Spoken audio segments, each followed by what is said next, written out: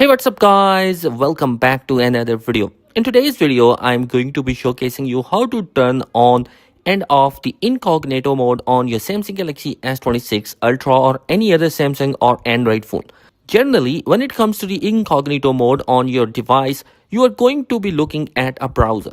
And the most popular way is going to be through your Google Chrome browser. So if I open up the Google Chrome browser here, by default, it is not in the incognito mode. So if you want to turn on the incognito mode, all you got to do is click on these three dots up top here and you should see it say new incognito tab. So you simply click on it and there should be an icon up here that indicates that you are now in an incognito mode.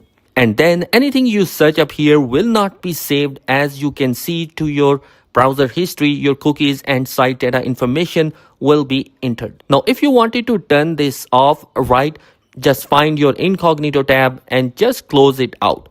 And then you have turned it off. That's how you can do it.